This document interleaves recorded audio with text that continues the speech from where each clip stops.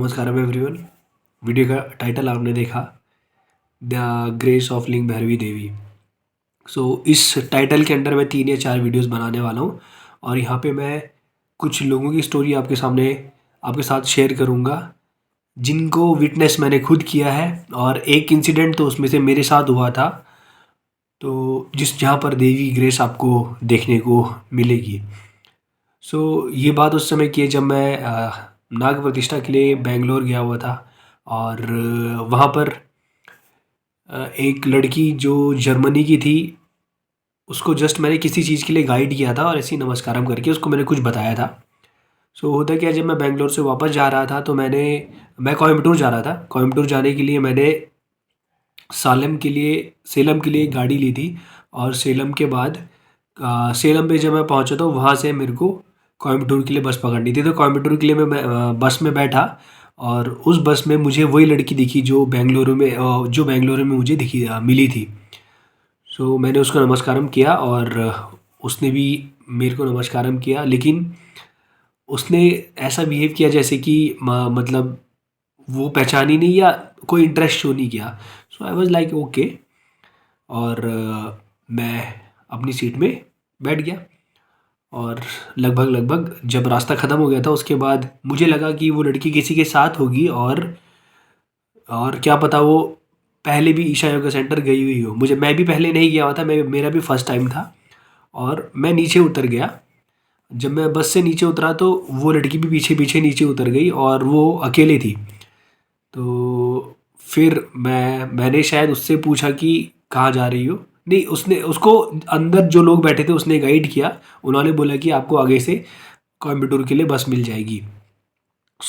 मैंने भी सुन लिया। और फिर वो लड़की को मैंने देखा, वो लड़की अकेली थी। और उससे जब मैंने बातचीत करनी स्टार्ट करी तो मुझे ये पता चला कि उसको कुछ भी नहीं पता किस तरीके से कोयम्बटूर सेंटर जाना है, सॉरी ईशा योगा सेंटर जाना है किस तरीके से, उसको कोई भी आइडिया नहीं है।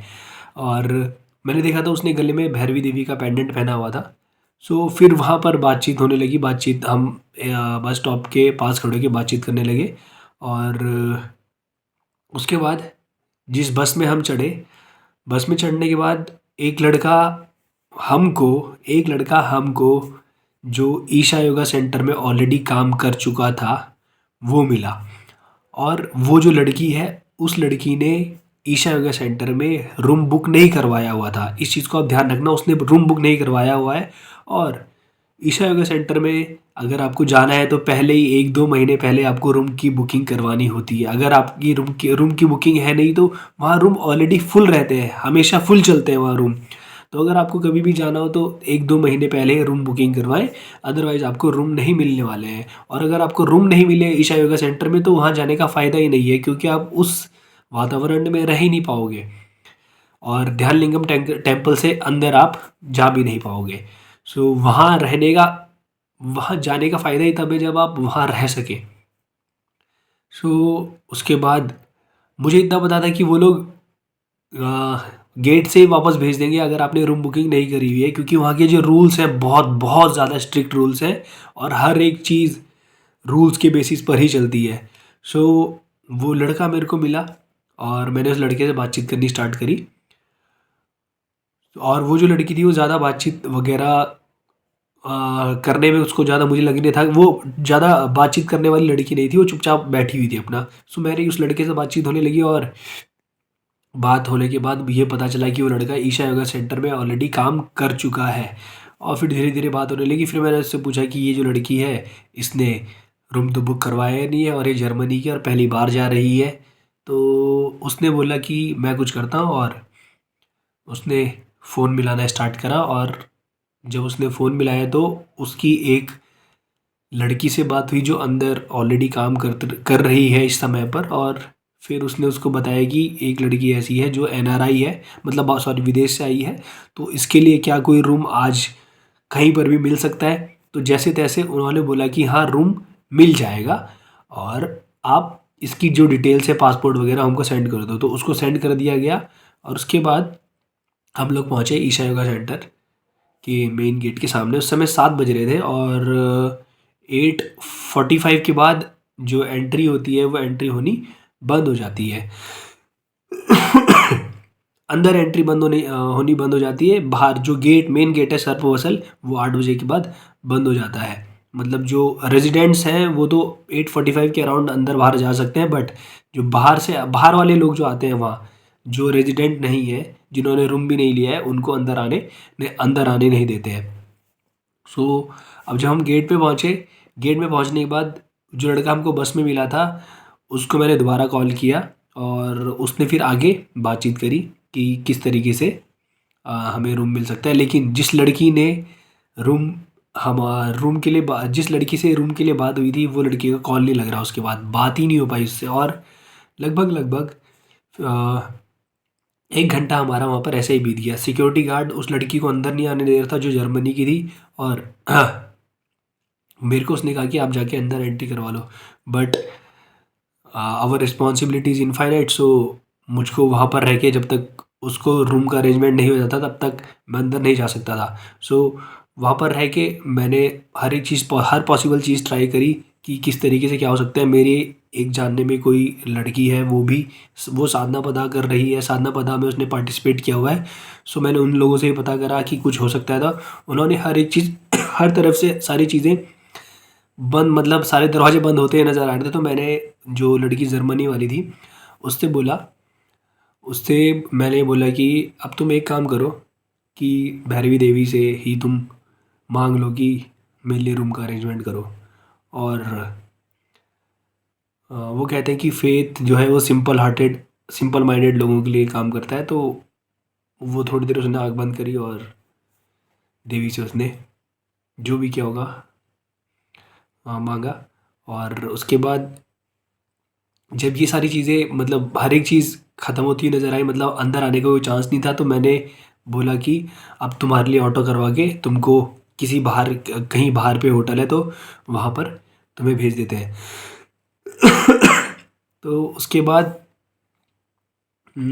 सिक्योरिटी गार्ड ने बोला कि आप इनको भी अंदर लेके जाओ, हमें अंदर से कॉल आया है। तो हम उसको अंदर लेकर गए। फिर अंदर हमें एक लड़का मिला, उसने कहा कि अंदर कोई चांस नहीं है कि इनको होटल, मतलब ये अंदर रुक सकते हैं। तो उसके बाद मैं भी थक गया था, मैंने कहा यार अब क्या किया जाए। मैं उसके साथ बाहर भी होटल में नहीं रुक सकता था, इसीलिए मैं चला गया और मैं अपनी एंट्री करवाने लगा अंदर जाकर। मेरा रूम ऑलरेडी बुक था। थोड़ी देर बाद मैंने ये देखा कि जो लड़की मेरी नोन है साधना पदा में, वो जर्मनी वाली लड़की को लेकर आ रही है। जर्मनी वाली लड़की को लेकर आ रही है और वो आकर उसको रूम मिल गया है। ठीक है, और रूम मिला है केवल 1 दिन के लिए। 1 दिन के लिए रूम मिला। उसके बाद जब वो अगले दिन वो लड़की मेरे को ध्यानलिंगम के टेम्पल के आसपास मिली, जर्मनी वाली, तो मेरी उससे बात हुई। फिर मैंने उससे पूछा कि क्या क्या है, कितने दिन के लिए रुकने के लिए मिला है और आगे का क्या करना है, तुमने क्या करोगी। तो उसने कहा कि लेट्स सी, अभी तो इन्होंने एक ही दिन बोला है। फिर जब शाम को मेरे को एक और बार दिखी तो मैंने उससे बोला तुम अभी तक यहाँ पर कैसे। तो उसने कहा कि अब मेरा जो डेट है, मतलब जिस रूम में मुझे रहने के लिए बोला गया था, अब मेरी डेट्स एक्सटेंड कर दी गई है। बोला मैं 4 दिन और रुक सकती हूँ। तो हम 10 तारीख को वहाँ गए थे। तो मेरी जब उस लड़की से बातचीत हो रही थी तो उसने कहा था कि मैं यहाँ 28 तारीख तक रुक सकती हूँ इंडिया में, उसके बाद मेरा वीज़ा जो है वो ख़त्म हो जाएगा, वैलिडिटी ख़त्म हो जाएगी। तो 15 तारीख को हम वहाँ से निकले थे। 14 को मेरी इससे फिर बात हुई। तो 14 को उसने कहा कि अब मैं यहाँ 28 तारीख तक रुक रही हूँ। सो जो जो व्यक्ति जिसे बिल्कुल भी नहीं पता था कि ईशा योगा सेंटर में किस तरीके से रूम बुक करना है, और कोई भी चांस नहीं था, सारे के सारे रूम्स बुक ऑलरेडी बुकड थे, उसको कोई भी चांस नहीं था कि वो अंदर जाए और उसको रूम मिल जाए। उसको कहाँ से कनेक्शन बैठा।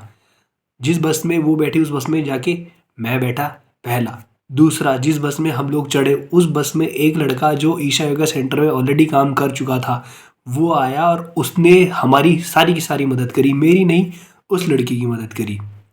और उसके बाद साधना पदा वाली लड़की जो मेरी नोन थी, उसके थ्रू, मतलब उन लोगों के, वो 2-3 लोग थे, उन्होंने इस लड़की को बाहर से अंदर लेकर आए और पूरा गाइड किया। और उसके बाद जहाँ उसको एक रात के लिए रुकने के लिए मिल रहा था, वो 10-15 दिन वहाँ ईशा योगा सेंटर में रह कर आई। उसकी फ़ोटो भी मैंने देखी थी, जो शायद जिस समय दीपावली थी उस समय ध्यान लिंगम के पूरे पूरे ईशा योगा सेंटर में दीपोत्सव हुआ था। तो उसमें उसकी फ़ोटो भी आई हुई थी, यूट्यूब पे मैंने पोस्ट देखा था। तो आई वाज लाइक कि अभी ये तो वही है। सो ये सारी की सारी चीज़ें उसके साथ होती केवल उसके गले में एक ही देवी पेंडेंट था, कुछ और नहीं था। यानी she must be believing in devi और वट एवर, वो देवी में बिलीव कर रही होगी, तभी उसने देवी का पेंडेंट पहना हुआ था। उसके बाद मैंने उसको ये भी कहा था कि आप देवी से मांग लो, अगर उनकी मर्जी होगी तो तुम तुम्हें रूम मिल सकता है। सो ये अभी एक स्टोरी है, ऐसी 2 या 3 स्टोरी हैं। ये आपको इतनी ज़्यादा फैसिनेटिंग लगे ना लगे, बट मेरे लिए मेरे सामने ये पूरा का पूरा इंसिडेंट हुआ और मैं साफ साफ देख सकता था। ये सारी की सारी चीज़ें ग्रेस की वजह से हुई है। वो लड़की बहुत ही सिंपल माइंडेड थी, और मतलब उसको वो ज़्यादा दिमाग नहीं चला रही थी। वो इट शी वॉज लाइक कि it will happen, and it happened man, it happened.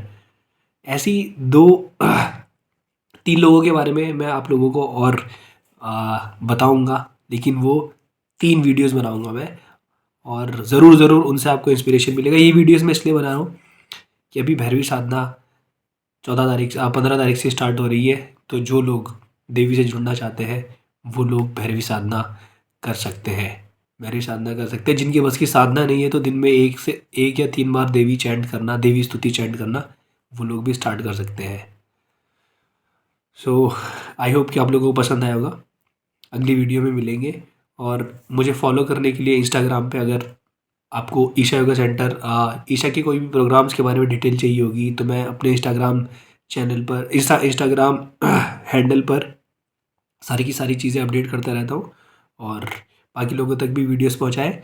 बहुत सारा कंटेंट मेरे यूट्यूब चैनल पे आपको इंडियन कल्चर और ईशा योगा प्रैक्टिसेस के बारे में बहुत ही डिटेल्ड वीडियोस मिल सकते हैं। बहुत ही ज़्यादा डिटेल्ड वीडियो, शायद ही आपको इतनी डिटेल्ड एनालिसिस कहीं पर मिलने वाला है। तो प्लीज़ प्लीज़ प्लीज़ सारे कंटेंट को एक बार देखिए, आपके जो मतलब का है वो कंटेंट आप ज़रूर ज़रूर देखिए। सो मिलते हैं अगली वीडियो में, तब तक के लिए नमस्कारम, धन्यवाद।